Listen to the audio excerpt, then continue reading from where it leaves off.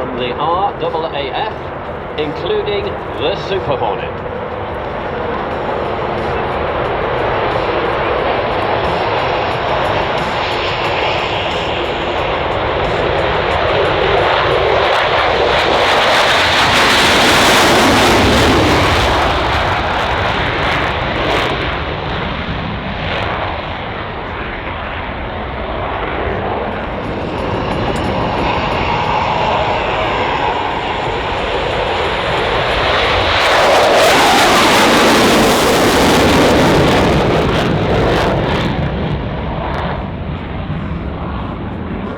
Commander is call sign Goffy.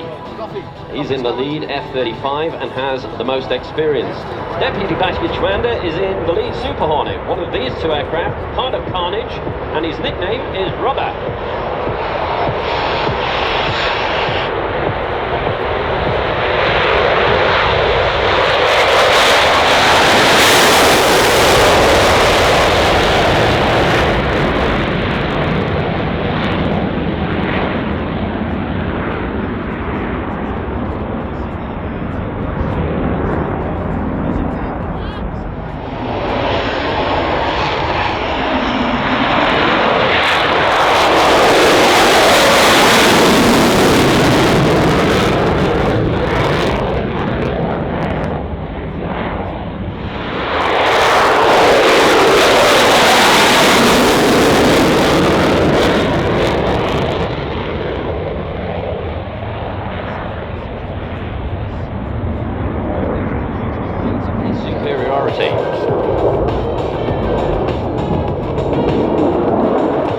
You may see the F-35 deploy some flares momentarily.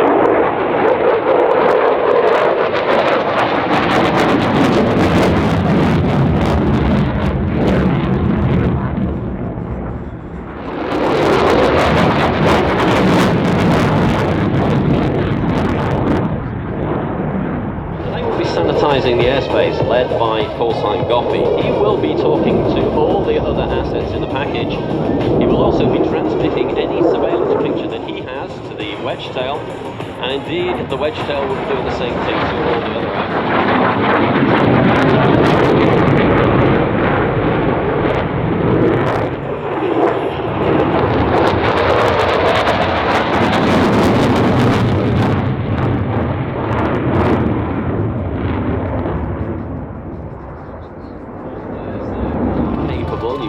coming in shortly, and it provides Australia with the most advanced airspace battle management capability in the world. Once again, ladies and gentlemen, get your cameras ready for the F-35s coming past.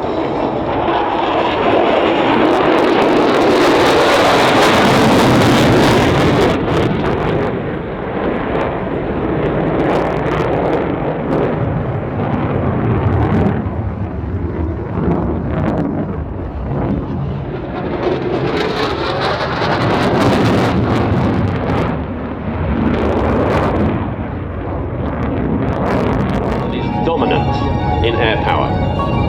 It is part of 2 Squadron. 2 Squadron is based out of RAAF base Williamtown, and the Wedgetail, using its highly advanced multi-role electronically scanned array radar, or MESA, can cover the area of the size of Western Australia from the standard mission. It's built by Boeing, and it's a heavily modified Boeing 737. It's capable of air-to-air refueling. It holds the world record for the longest flight of any Boeing 737 at 17.1 hours, which is rather like flying from Perth to London, non-stop. The only difference is, everybody that is on board that aircraft is working hard all the time that they're on it. So there is no break. It's extremely intense. My longest mission personally, 16.3 hours. You can all cheer me for that one. Or a ripple, that's fine. Now, when you would have seen the E-7A right to get some another low pass coming through. Now, at present, Wedgetail is coming past at slow speed. It carries 10 mission crew down the back of the aeroplane and 2 pilots, so a standard mission crew of 12. Compared to an E-3, which carries up to 35 people, we can do a better job with this aircraft than an E-3 Sentry. It is much more capable.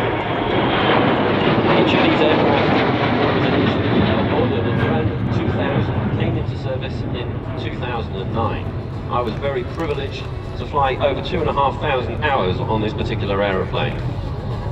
My role was as a mission commander, but there are other roles on board as well.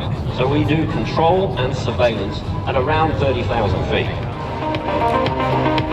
Now imagine, again, if you will, being sat just 30 meters behind that tanker. That tanker is about 10 meters shorter than a Boeing 747 jumbo jet. It carries up to 290 passengers. It can carry a multitude of cargo, and it has a fuel giveaway of over 50 tons of fuel.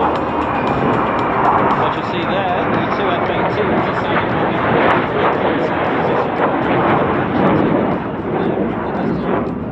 They're just sat very, very close to the aircraft, and when the air refueling operator is ready, he would call them in to take fuel. The wingtips, the hoses on the wingtips, are very much down to the pilot of the receiving aircraft to join on the tanker.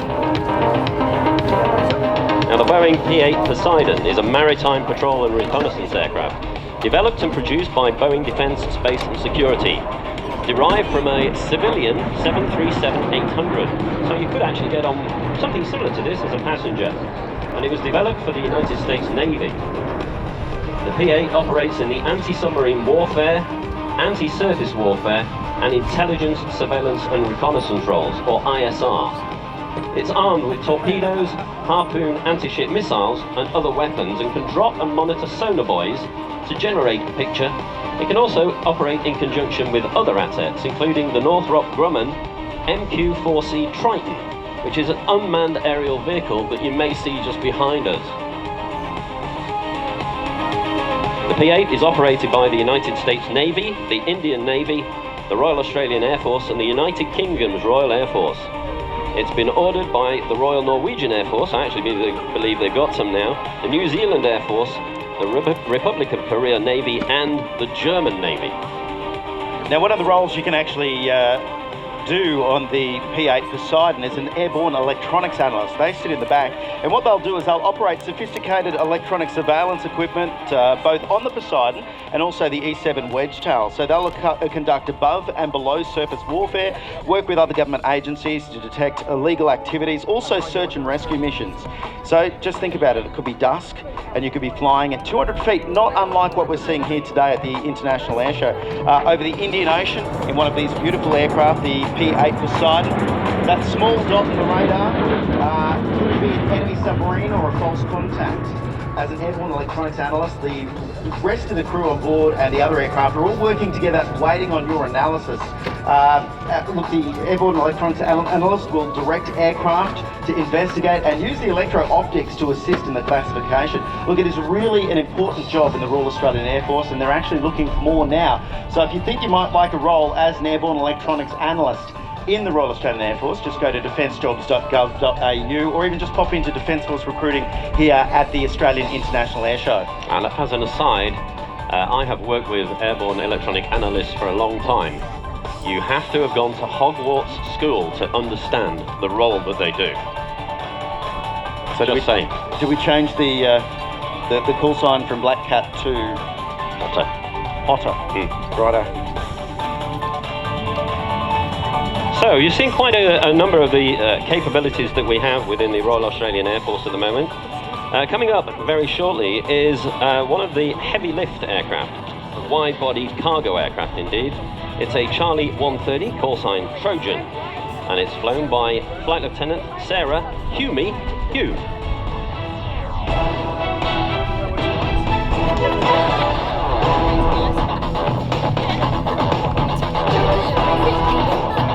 P-8 is just about to do one more pass. Now this is the height that this aircraft would actually operate over the water, which it regularly does around Australia.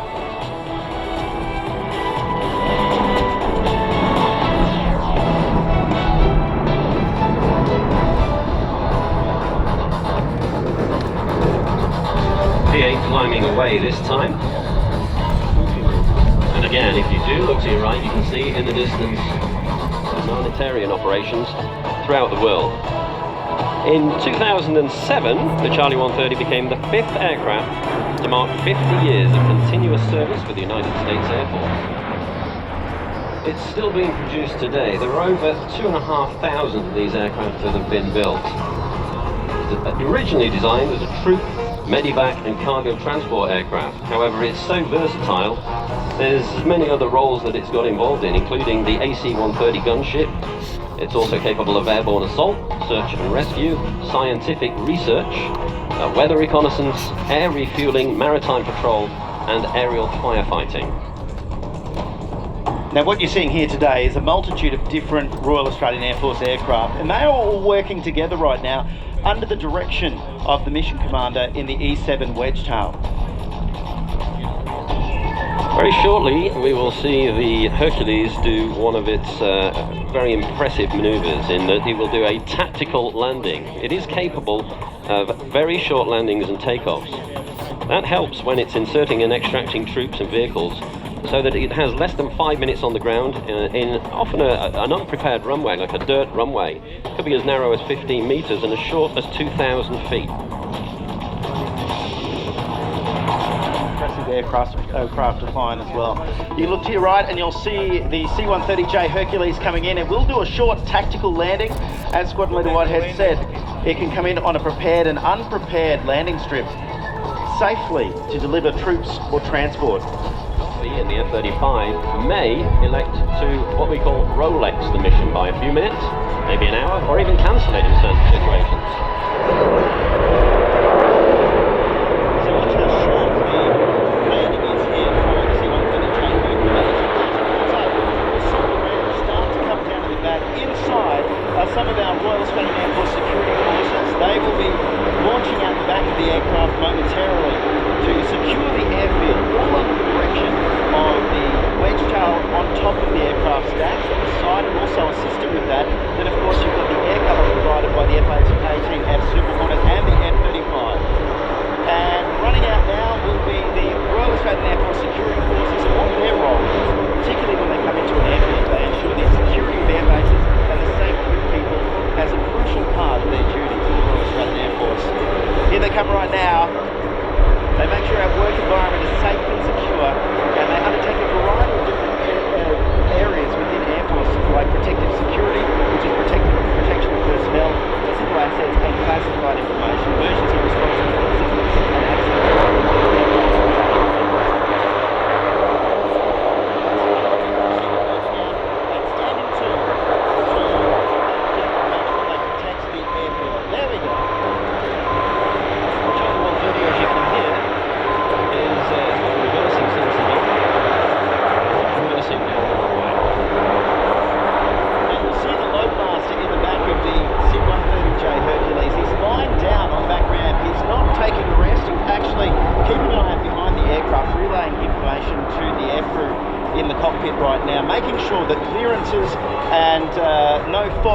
Foreign object debris on the airfield that cause the aircraft any damage. Also looking out for any threats that he'll be relaying back to the aircrew in the cockpit.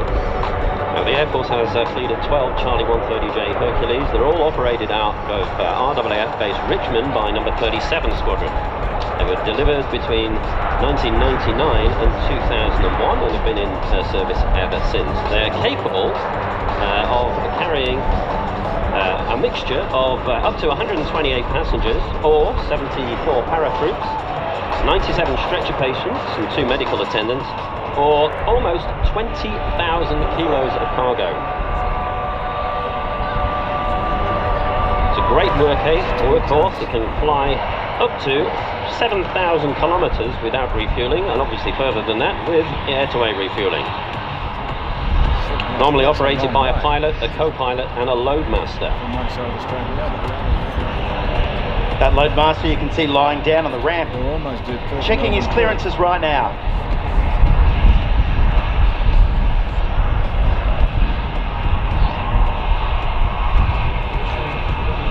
Very shortly, Flight Lieutenant Hume, the captain, will adjust the pitch on the propellers, which will bring the aircraft to a halt. She'll then add some power to the throttles of these 4 engines, the 4 Alison engines, turboprops, the driving 6-blade variable pitch propellers, and she'll show you the ability of the aircraft to get airborne in a very short space of time. He's left 3 blokes on the ground.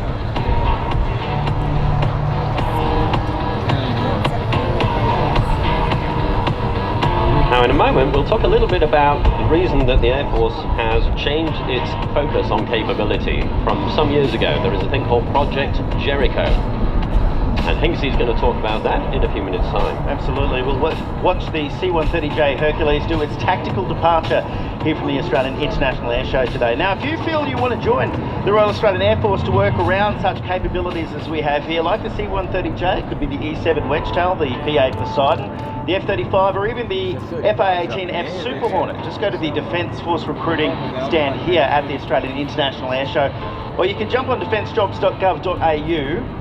And you too could be flying one of these. You could be a loadmaster in the back. You could be a mission commander, just like Squadron Leader Whitehead, an airborne electronics analyst. There's so many roles. A RAAF security member you would have seen on the airfield, which is still standing too to protect that airfield as the Hercules takes off.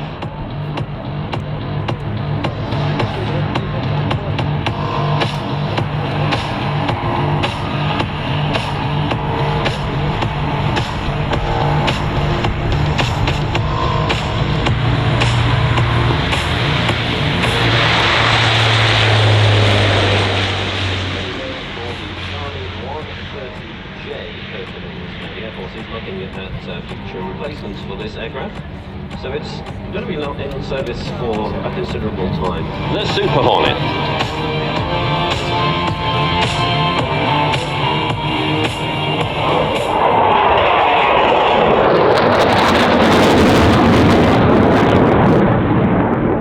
And now the F-35A.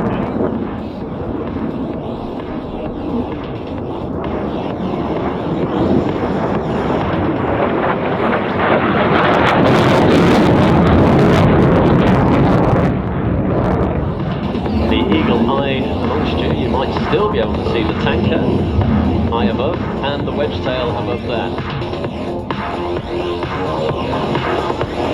All these aircraft coordinated and working very closely together. Super Hornets coming in from the right.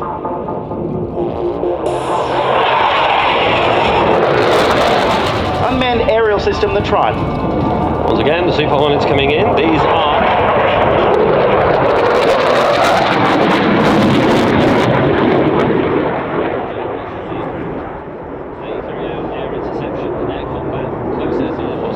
I'm going to be a pilot.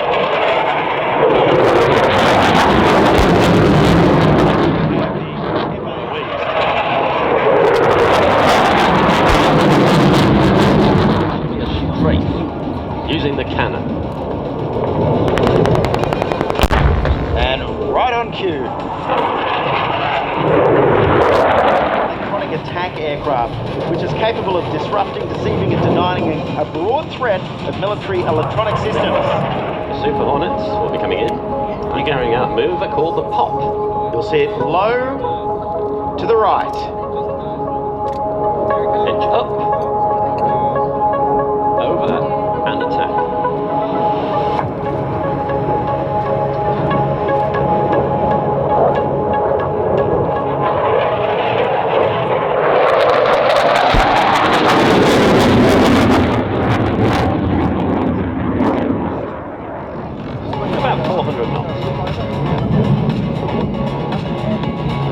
Over the top, they're pulling an enormous amount of G, straining against the straps, and then rolling out to conduct the attack.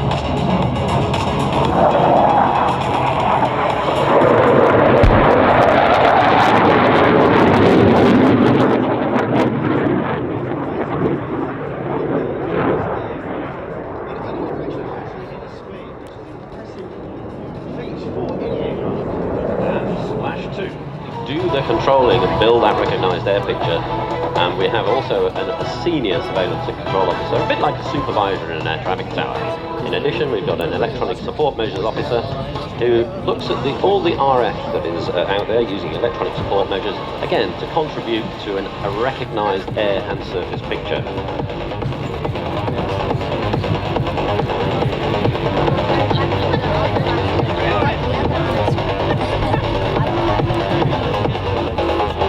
Now the security forces, who were previously defending the airfield, managed to get into their vehicle.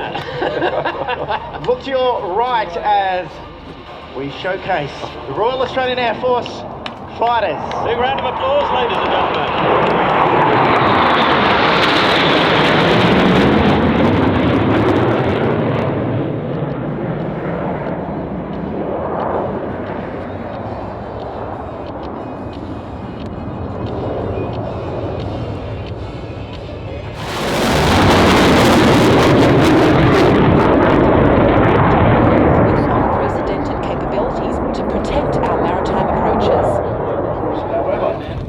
State government, key sponsors of the 2023 International Airshow with the city of Greater Geelong. Educators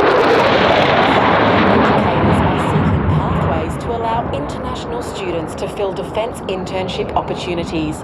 Universities Australia claim offering the programs to over 100.